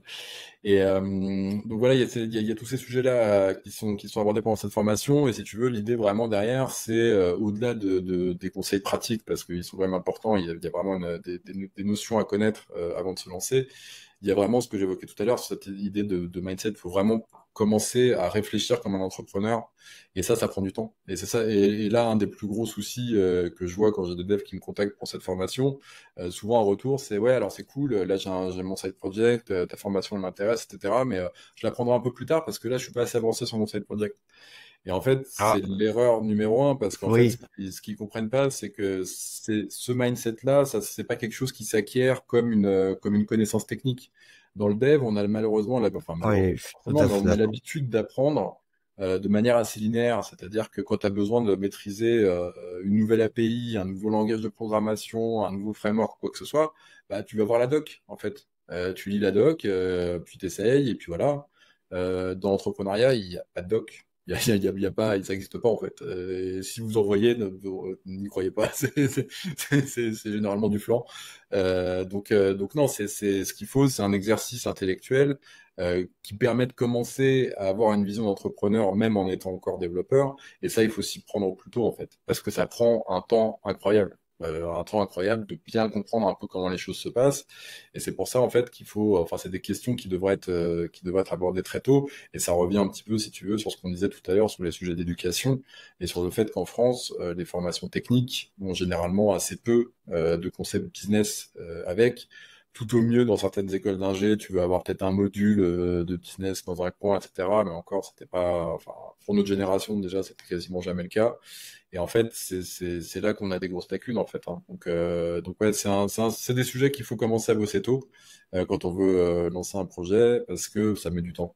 Ça met du temps à faire son chemin dans notre tête. Et tu vois, par rapport à ce qu'on appelle une objection, cette personne qui t'a dit mon side project il est pas assez avancé, donc bah, je reviendrai plus tard. Bon, on va dire d'un point de vue là maintenant je vais parler à Greg, l'entrepreneur qui a sa formation, qui doit vendre, hein. On Ouais. est dans un système malheureusement ou heureusement capitaliste, je sais pas, mais là tu as perdu un client potentiellement. Tu vois, qu'est-ce que tu lui répondrais justement face à cette objection? Ça, c'est un petit exercice pour toi, là. Ah bah exactement. Alors tu sais que c'est très très drôle parce que justement, comme j'ai lancé la formation là, par rapport à la date où on enregistre début avril 2004 là, j'ai lancé il y a 2-3 semaines, donc c'est vraiment assez récent. Et du coup, j'avais pas anticipé que j'allais avoir ce retour-là qui allait être assez fréquent. Du coup, j'ai fait une vidéo YouTube Ouais, bah, bah, c'est cool. pour expliquer j'essaie de condenser en 1 minute en quoi justement c'était une erreur de voir la chose comme ça. Et en fait, ça revient un petit peu sur ce que je te disais avant, c'est-à-dire qu'il y a vraiment cette vision des développeurs d'un apprentissage séquentiel. Donc, ils vont dire, OK, là, moi j'ai mon side project. Une fois que j'aurai fini toutes les features de mon MVP, là, une fois que ce sera prêt et que ça va tourner, hop, et ben là, je commencerai à regarder comment je fais pour le commercialiser. Ah non, et bah non, surtout pas. C'est très, très, très dommage. En fait, je dis c'est dommage, mais après, je le dis parce que moi, j'ai l'expérience. C'est, j'avais une discussion avec un pote à moi qui comprenait pas comment on peut vendre quelque chose qui n'existe pas encore, tu vois, ou qui est pas fini. Ouais. C'est un dev Android, c'est mon pote, il y a pas de souci. Et il arrive pas à, pour lui, tant que c'est pas fini comme il le voit, tant que c'est pas sur le store, tant qu'il n'y a pas d'affiche, tant que, c'est Mm. comme les book wild, bah, the wild, bah, le truc, Ouais. il y a déjà 3 personnes qui sont déjà passées devant toi, le truc est sorti, ou le marché, il a déjà un petit peu changé, tu vois. On le voit d'ailleurs avec l'intelligence artificielle aujourd'hui, tu vois, tous les 6 mois, il y a toujours un nouveau truc qui rend obsolète ce qui était une dinguerie il y a 6 mois, c'est complètement, ça vaut plus rien. Euh, Tu vois, cette partie-là, qu'est-ce que tu, qu'est-ce que tu dirais? Je te parlais d'objection, mais pour mettre encore plus de valeur à cette formation, dire il faut pas la rater, tu vois. Parce Mm. que si vous êtes dans cet état d'esprit-là, vous vous rendez pas compte tout ce que le temps que vous perdez et les opportunités plutôt. Je pense, que je vais plutôt parler d'opportunités ratées, parce qu'il y a des gens qui sont peut-être demandeuses, tu vois, des produits, Mm. tu vois.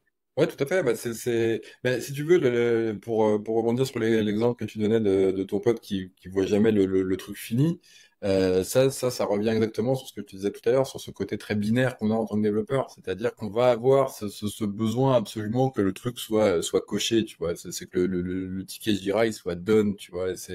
Et en fait, c'est pas la bonne manière d'approcher les choses, parce que même si ça a du sens dans le cadre du développement, dans le contexte de l'entrepreneuriat, ce mindset-là ne fonctionne pas. Il faut être beaucoup plus pragmatique.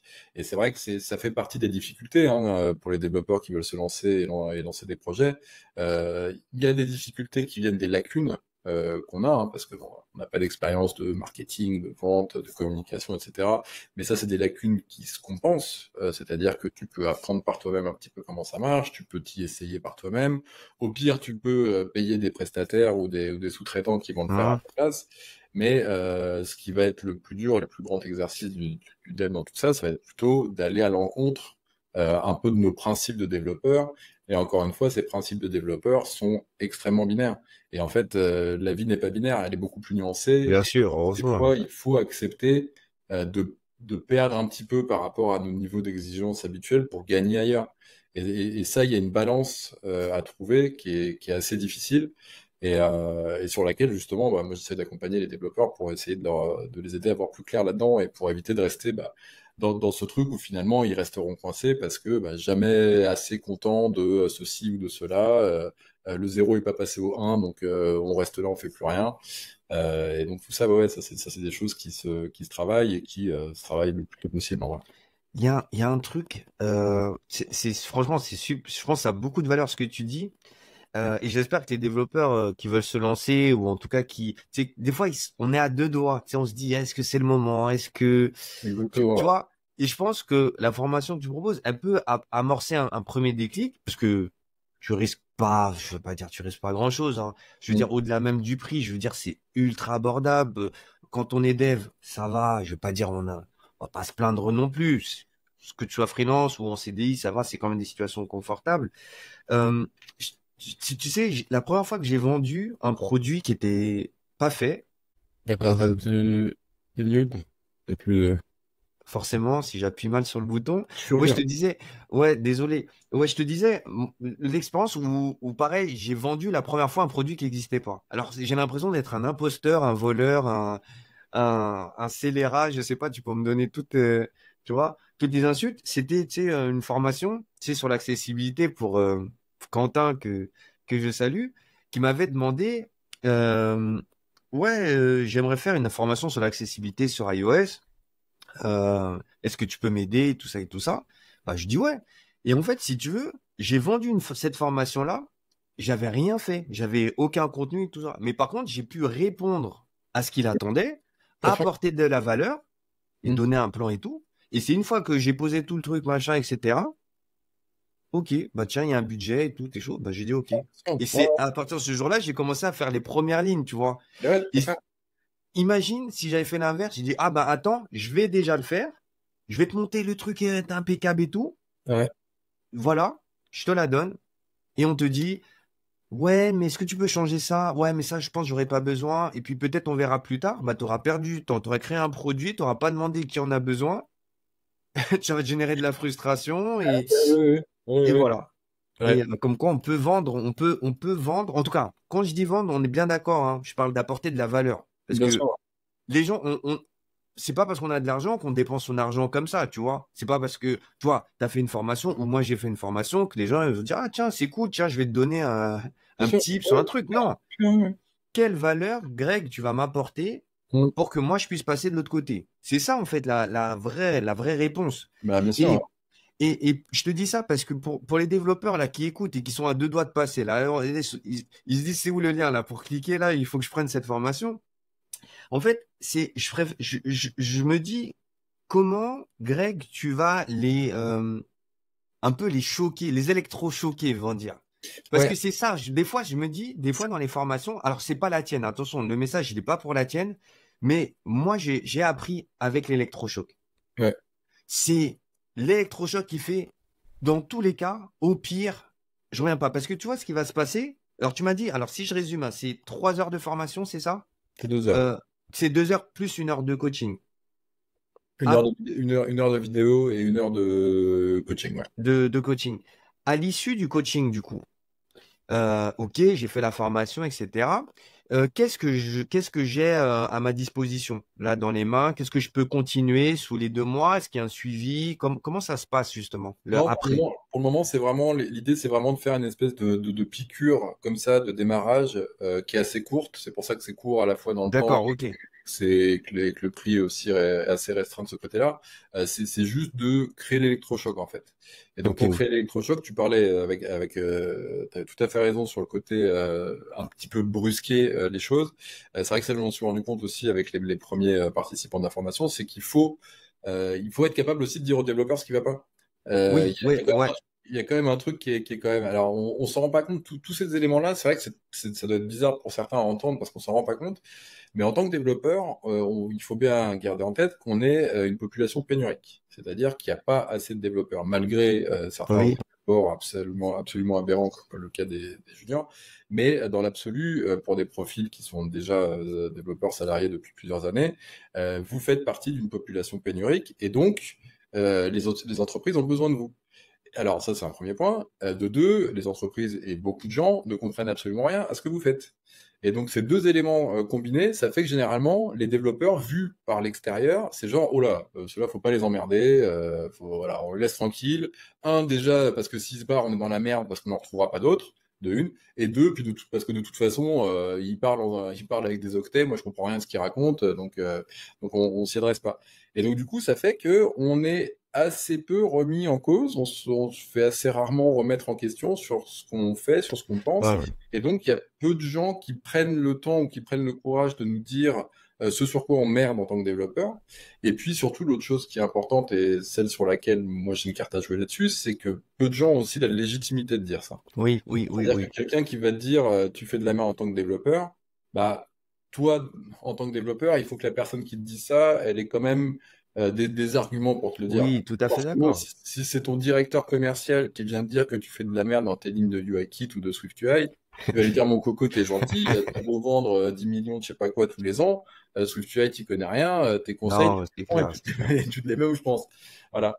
Et ça, là-dessus, moi, c'est vrai qu'avec le temps que j'ai passé dans l'écosystème et maintenant le fait que ça fait un bon temps maintenant que j'ai changé de casquette pour passer du côté entrepreneuriat, j'ai ce message. Je peux donner ce Ouais. message, je peux faire ce retour aux développeurs en leur disant, fais gaffe, là, t'es en train de te planter sur tel point, tel point, tel point, et il y a plus de chances qu'ils m'écoutent moi que quelqu'un d'autre là-dessus.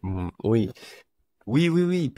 Et puis, je pense que c'est ça. Je pense que tout développeur, alors aussi, je pense qu'il y a une autre qualité aussi que tu as, c'est t'as, t'as une bonne communication écrite aussi. Parce que sur LinkedIn, je vois que tu es assez actif. En tout cas, moi, j'aime bien te lire aussi. Ah bah voilà. Et non, mais c'est surtout que, tu sais, on préfère se référer à quelqu'un, tu vois, qui inspire aussi la confiance. Parce que demain, tu veux t'accompagner, tu payes un service, ben, soit je préfère parler à quelqu'un que je connais, c'est toujours plus agréable et plus simple, ça enlève tout de suite les points de friction.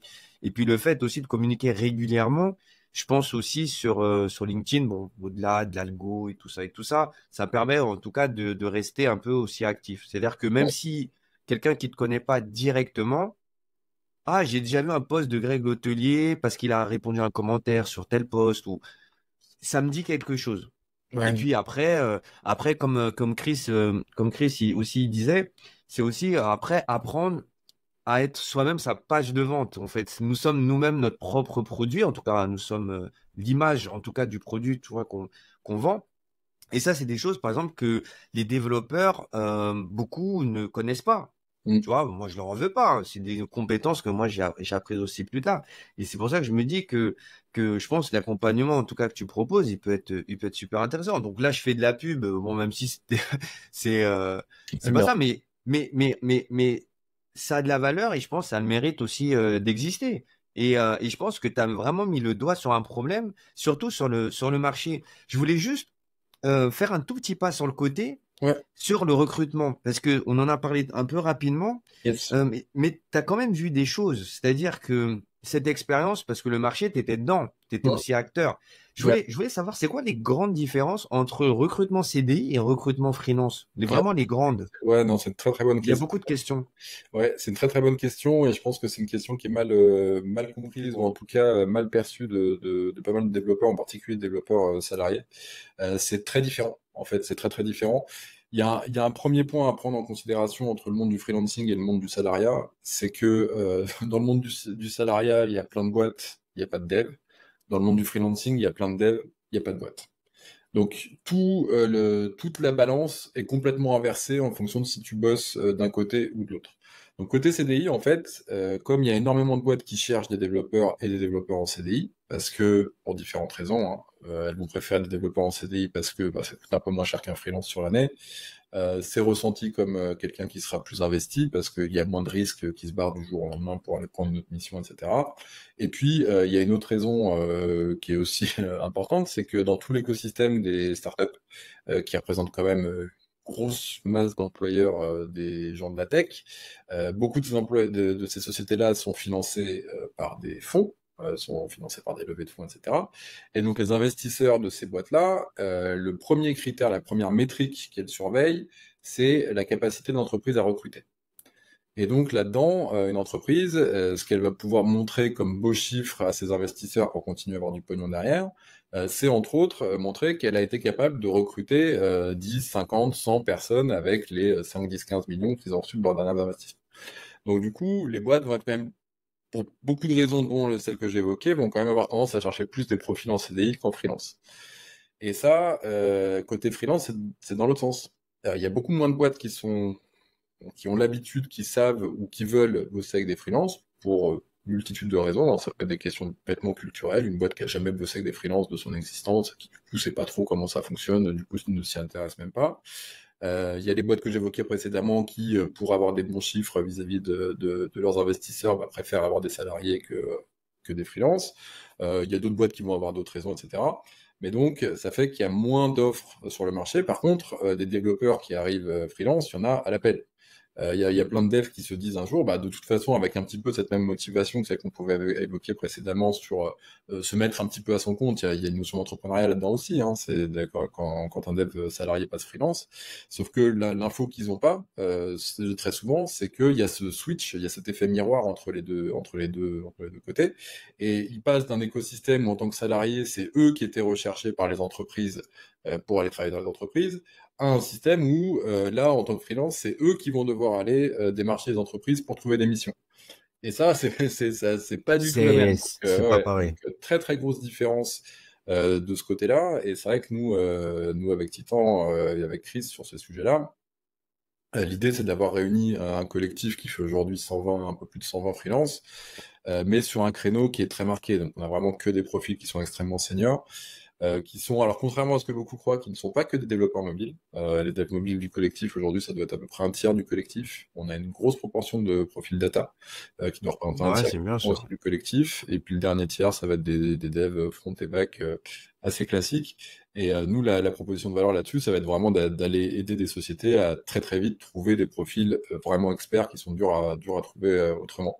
Mais sinon, ouais, pour rester sur la question du recrutement initial, c'est très différent la manière de fonctionner d'un côté ou de l'autre, même si in fine, moi mon rôle aujourd'hui est quand même assez similaire à mon rôle d'il y a 5 ans quand j'ai démarré, c'est-à-dire que je suis un intermédiaire entre des entreprises et des développeurs qui veulent travailler ensemble, et moi je suis là pour faciliter cette mise en relation, mais en fonction de si c'est sur du CDI ou sur du freelance, ça change complètement la manière d'aborder la chose.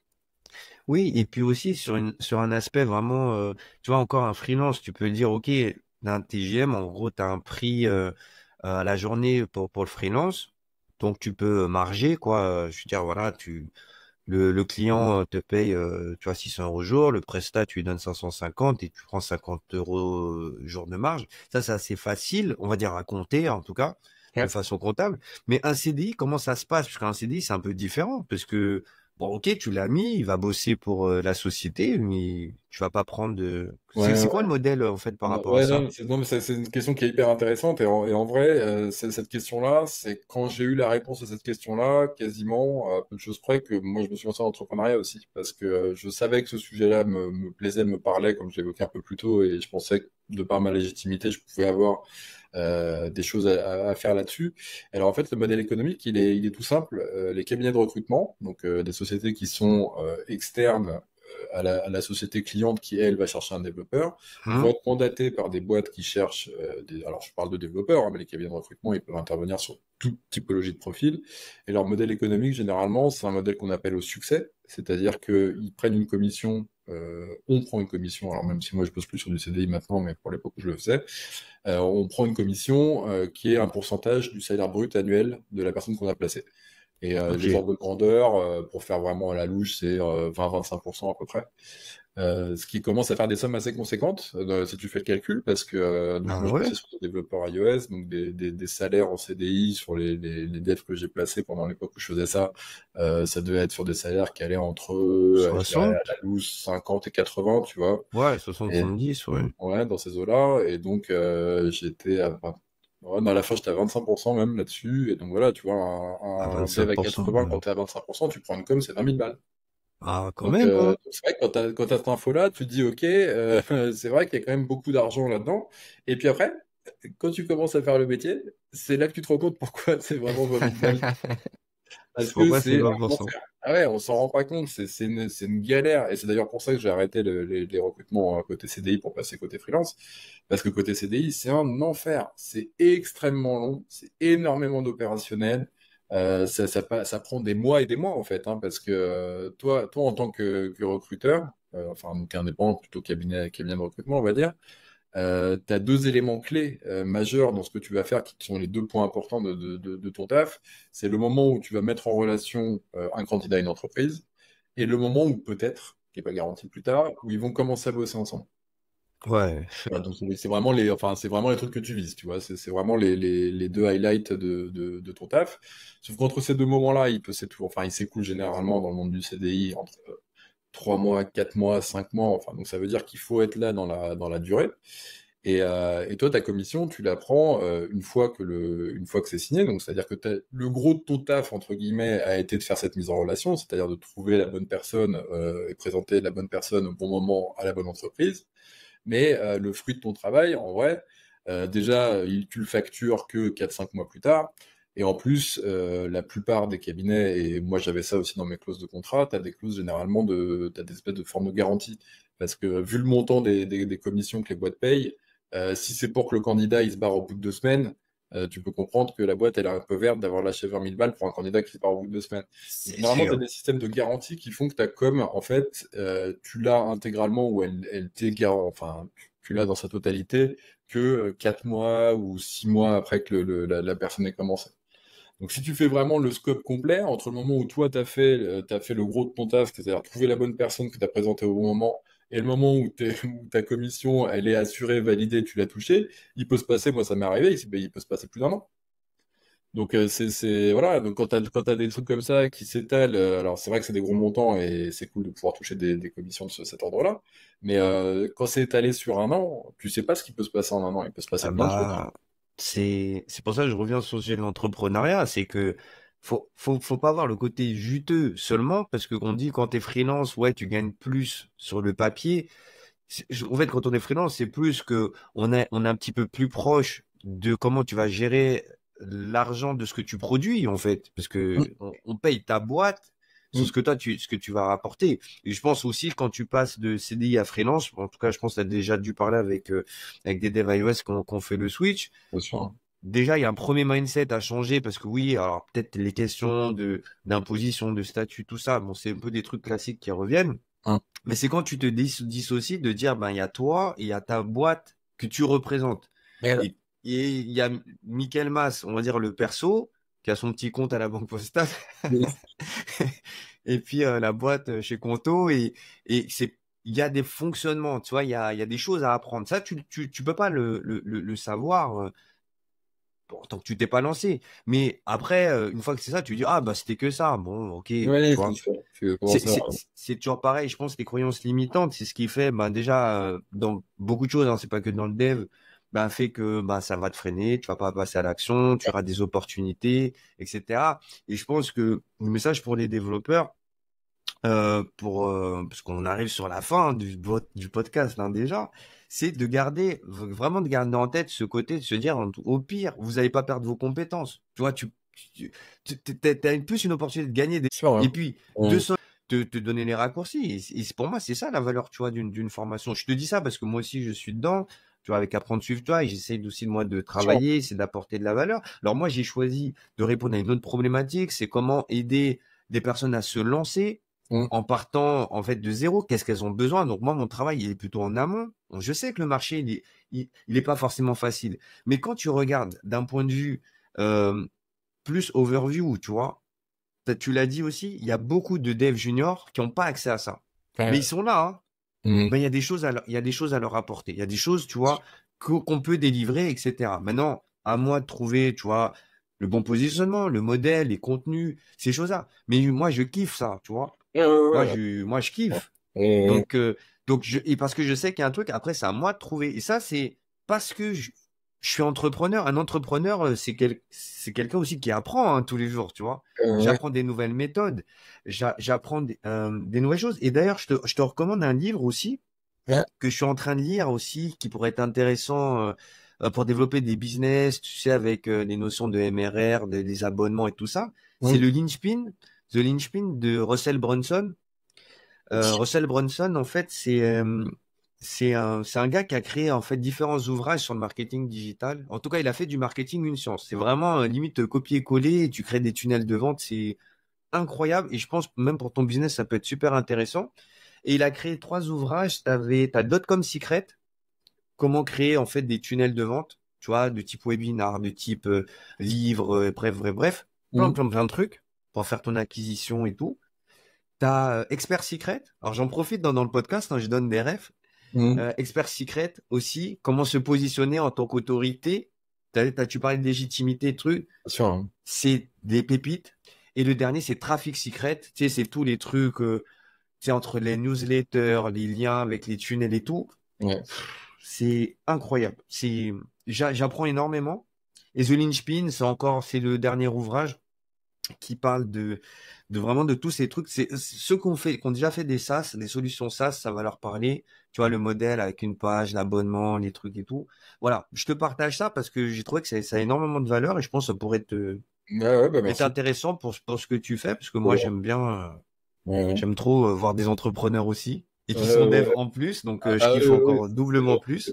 Comme ça, on se comprend mieux, quoi. Ouais. Et puis, j'aimerais qu'il y en ait plus moi aussi, hein.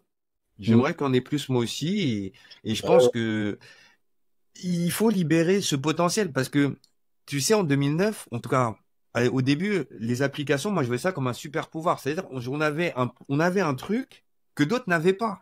Ouais, complètement. Ouais, ouais. C'était super ouf. Aujourd'hui, bon, c'est bien l'écosystème. Bon, voilà, après, chacun dirait qu'il fait du mobile en faisant du web mais écoute, c'est comme ça. On a cette expérience-là, on a peut-être cette forme de légitimité pour proposer ce que tu fais. Et je pense que cette formation développeur, je pense elle est bienvenue. Ah ouais, oui, merci, Eh, merci beaucoup pour ce ah, pitch incroyable. ouais, ah, bah t'as vu, j'essaie de faire les conclusions aussi. Ouais. Mais aussi, alors là, c'est le côté business, je coupe pas au montage. Mais si t'as un petit code d'affiliation, tu m'envoies ça en DM. Ouais, ah bah, pour Parce le que coup. ça m'intéresse. Et je pense qu'il y a des gens, même dans mon audience, je pense qu'ils pourraient t'intéresser aussi. Ah bah écoute, ouais, ouais, Et ça bah, peut être très très complémentaire en fait de ce qui se fait. Euh, Comme tu sais, on a pas mal de créateurs de contenu, hein, que ce soit dans le groupe Suisse Baguette et puis autour de nous. Et je pense qu'ils seraient super intéressés de pouvoir relayer ça. Et aussi, bah, j'annoncerai aussi prochainement aussi l'ouverture des partenariats, sponsoring. Donc voilà, dans l'application, si vous voulez voilà mettre en avant vos produits, vos apps, ou vous voulez tout simplement voilà vendre vendre des choses, bah voilà. Et oui, parce qu'on m'a dit que je suis dans une société capitaliste, donc il faut que je parle non, d'argent à un moment. mais tu vois, c'est vrai que là, tu illustres typiquement le souci qu'on a très souvent, nous, en tant que dev, sur justement, on est presque gêné, en fait, de proposer nos services, etc., parce qu'on vient d'un métier dans lequel il n'y a pas d'argent, en fait, hein, parce que quand tu es développeur salarié, tu as juste ton salaire, mais c'est jamais toi qui manipule les données financières de la boîte, c'est pas toi qui fixe le prix, c'est pas toi qui parle aux clients, c'est pas toi qui trouve les mots et le message pour les convaincre de payer, etc. Et donc c'est vrai que du coup, tu vois, on se retrouve dans des situations où on crée des choses qui ont de la valeur. Clairement, objectivement, elles ont de la valeur, mais on a toujours cette retenue de développeurs à se dire, ah non, la merde, putain, je vais demander aux gens de payer, ça va pas leur plaire, etc. Et ça fait partie des nombreuses barrières un peu qu'on a en tant que développeur quand on aborde ces questions-là. Et c'est des barrières bah, qui, comme beaucoup de barrières, sont faites pour être sautées, quoi. Donc ouais, ouais, je suis pas étonné que, que tu sois un peu gêné aussi de proposer ce truc-là, comme tous les Oui, gens qui vont parler d'argent quand ils lancent des trucs et qui veulent commercialiser des trucs. moi je suis gêné toujours sur alors, cette gêne, elle est peut-être liée à l'éducation. En tout cas pour moi personnellement, parce que voilà, demander de l'argent, tu vois, c'est pas quelque chose, tu vois, moi, dans lequel, par exemple, c'est personnel, tu vois, dans lequel j'ai grandi. Mais par contre, quand je me suis aperçu que ce que je faisais, ça avait vraiment beaucoup de valeur, bah, je me dis, bah, écoute, bah, autant proposer quelque chose. Bien sûr. Moi, aujourd'hui, tu vois, je lance un projet entrepreneurial. C'est vrai que je me suis pas dit, ouais, je vais faire un podcast pour gagner de l'argent. C'est pas ça. C'est créer un espace, un média dans lequel déjà, moi, je vais pouvoir déjà interviewer des gens déjà que j'apprécie, comme toi, Greg, Bon, merci. et aussi qui ont vraiment des choses qui ont de la valeur à partager. Et après, peut-être ce sont les auditeurs, ce sont les spectateurs qui pourront dire, ah, grâce à l'application, j'ai appris ça. Ah, ça m'intéresse de me former avec Greg, etc. Et après, c'est à moi de trouver mon modèle, tu vois. Il y a pas de. Ah, moi, j'ai pas de souci à parler argent. Ah, j'ai pas de souci. Bah, tu fais bien, ouais, ouais, tu fais bien, parce que c'est vrai Plus. que ça fait partie souvent des sujets qui sont. Alors, déjà, il y a quand même un truc culturel en France où on a quand même un. Alors, je reste un sujet tabou en France de manière générale par rapport à d'autres pays ou à d'autres cultures, mais en plus, je trouve que c'est un sujet qui est particulièrement, le tabou est particulièrement marqué chez les développeurs. Et pourtant, il y a pas de honte à ça. Et encore une fois, c'est cette vision un peu binaire de tout des développeurs. C'est-à-dire que souvent, en tant que dev, t'as un peu l'impression que si tu commences à parler d'argent, ça y est, c'est que t'es omnubilé que par ça. Tu penses Ouais. que t'es une pourriture capitaliste ou je sais pas comment on peut te qualifier. Mais non. Non, en fait, faut juste ouvrir les yeux, arrêter de vivre dans le monde des bisounours. Évidemment que dans les activités qu'on a, alors on peut avoir des activités qui sont gratuites et qui sont voilà pour partager des choses, etc. Mais il y a bien un moment aussi où il faut que ce qu'on crée, on le vende. Et il n'y a pas de mal à ça. C'est pas. Non, y a pas de mal à ça. Il y a pas de mal à ça. Et tu vois, une petite anecdote, c'est quand je parlais, tu vois, du compte Apple Developer qui coûte 99 euros l'année. Et je dis, ah ouais, mais 99 euros, c'est quand même cher. Et je dis, bah, tu sais, en fait, si tu regardes ça comme ça, 99 euros, c'est 2 euros par semaine. Tu les as, les 2 euros? Ah bah oui, 2 euros. Tu vois, je veux dire, tout est une question après selon le prisme, hein. Bien sûr, et là, je te parle pas des gens qui ont des moyens, mais souvent, les gens, ils vont toujours ramener à des choses que, soit de leur quotidien, etc. Tu vois, la formation que tu proposes, peu importe, imaginons, je la mets à 1700 euros, 1697, parce qu'on aime bien les 7 à la fin. Eh ben, moi, si tu me dis, voilà, je mets un prix et voilà la valeur, voilà ce que je te permets, voilà la transformation que je t'apporte, voilà l'accompagnement, et tu me bourres de valeur, Mm.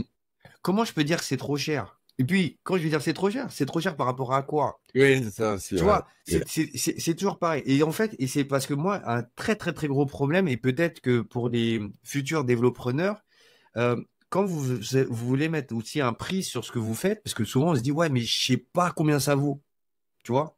Je sais pas combien ça vaut. Fixe un prix, tu demandes aux gens et tu dis voilà ce qu'il y a dedans et tu envoies. Et après, tu t'auras les réponses. Et ça, je pense, c'est une fois que tu as craqué un peu tu vois, le mindset, après, tu vas dire, bah, vas-y, tu mets un prix, tu proposes des services, une valeur et t'envoies. Et Ouais. t'envoies et tu prends les feedbacks. Et ça, je dis merci Apple parce que grâce au process CBL, tu vois, le process Oui. de challenge aussi, Bears Learning aussi, que j'ai appliqué même pour moi après, en fait, ça te débride plein de trucs. Et ça, Ouais. c'est ce mindset-là, je pense, qui fait que tu avances et que des fois, tu vas te tromper. J'ai plus raté que réussi. Mais ce que je Oui. réussis, je suis très content.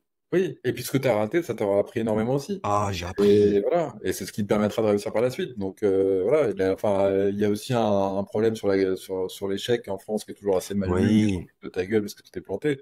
En Je vous vrai, souhaite de vous tromper. Je vous souhaite. ah ouais, bien sûr. Ah ouais, Je vous déjà, ça parle. souhaite. Déjà, si tu te plantes, c'est que tu as essayé de faire quelque chose. Voilà. Le pire, c'est de rien faire en fait. Ouais. Donc mieux vaut se planter parce que un, ça veut dire que tu as tenté, et deux, ça veut dire que tu auras appris des choses. Donc tu referas plus les mêmes erreurs par la suite. Donc ouais, mais c'est ouais. Tout ça c'est plein de notions, c'est plein de trucs qui sont hyper intéressants, mais c'est vrai que ouais, on a besoin de potasser ces sujets-là en tant que dev si on veut un peu s'ouvrir de nouveaux horizons sur ces options entrepreneuriales qui s'offrent à nous. Et c'est plein de trucs que vous allez retrouver dans la formation développreneur de Greg. Alors, où est-ce qu'on la retrouve, la formation? Et ben, comme avec ce nom magnifique, j'ai pu prendre le développreneur.fr parce que bah, évidemment personne n'était dessus, donc sur développreneur.fr tout simplement. Ben, c'est cool. Je mettrai le lien dans la description avec aussi ton profil LinkedIn. Donc, ben, vous pouvez suivre aussi Greg, Greg L'Hôtelier sur LinkedIn, ben, toujours aussi actif. Vous pouvez aussi, ben, vous avez si vous avez un peu de chance, le rencontrer aussi dans les événements aussi qui sont organisés. Mais en tout cas, Greg, il communique beaucoup. Donc, toutes les informations, vous allez pouvoir les trouver Ouais. sur sa page LinkedIn et pour la formation, développreneur.fr. Très simple. Très simple. La marque est déposée? Non? Oui, oui, oui, elle est déposée, elle est Non, mais voilà. Mais en tout cas, voilà. Moi, dès que, voilà, il y a un projet entrepreneurial, il faut mettre en avant, il n'y a pas de souci. On mettra le lien, on met tout ça. Et, bah, je te remercie. Je salue Chris aussi, Chris Scioli aussi au passage. Ouais, on salue Chris. On salue Chris aussi. Bon, alors, je sais pas dans quel ordre, mais peut-être l'épisode est déjà passé au moment où on discute. Mais en Ok. tout cas, allez voir les deux. Le collectif Titan, même pour les devs, voilà, les devs plus, hein. Parce que là, bon, attends, Ouais, on a vraiment. voilà. Alors, on a que des profils seniors, et pour petite précision là-dessus aussi, et qui, pour beaucoup, qui ont justement cette casquette entrepreneuriale. On a beaucoup de monde dans le collectif qui ont monté des boîtes par le passé, ou qui ont des boîtes en side de ce qu'ils font en tant que freelance.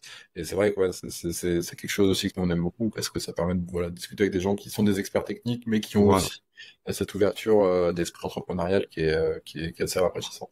C'est ça. Et ben, tu vois, et ben, c'est parfait parce que j'irai peut-être piocher dans deux, trois titans là pour passer dans la PITCA saison 2 parce qu'elle est dédiée aux experts. Donc, il y Ah a peut-être bah des ouais, ouais, je pense expertises à qu'on aura partager. pas mal de chouettes profils dans le collectif. Ça marche, ça marche. Ben, en tout cas, merci, Greg. Bah, merci à toi, Michael, pour l'invitation. Félicitations pour le lancement de ton podcast, parce qu'on a bien vu que ça marchait super bien et c'est quand même très chouette qu'il y ait un format comme ça qui soit dans l'écosystème iOS, parce qu'il se passe quand même pas mal de choses dans notre écosystème. Ça peut-être que faut que les gens s'en rendent compte aussi que les autres écosystèmes techniques sont pas forcément aussi vivants et animés que le nôtre. Donc, quand il y a des initiatives comme ça, faut vraiment les soutenir. Cool. Bah, merci à toi, Michael, d'avoir pris cette initiative et de m'avoir invité. Je suis très content d'avoir pu échanger avec toi. Ça marche en espérant bah voilà que l'épisode il vous a plu. Donc n'hésitez pas bien sûr à vous abonner sur la chaîne Apprendre Swift UI, bien sûr à laisser vos 5 étoiles sur Spotify. Donc Greg voilà aura l'occasion aussi de partager aussi son épisode et Ouais. on se retrouve ben pour la prochaine. Merci en tout cas à tous d'avoir suivi et on se dit à très bientôt. À plus, ciao. Salut, merci Greg. Merci, Ciao. Michael, ciao.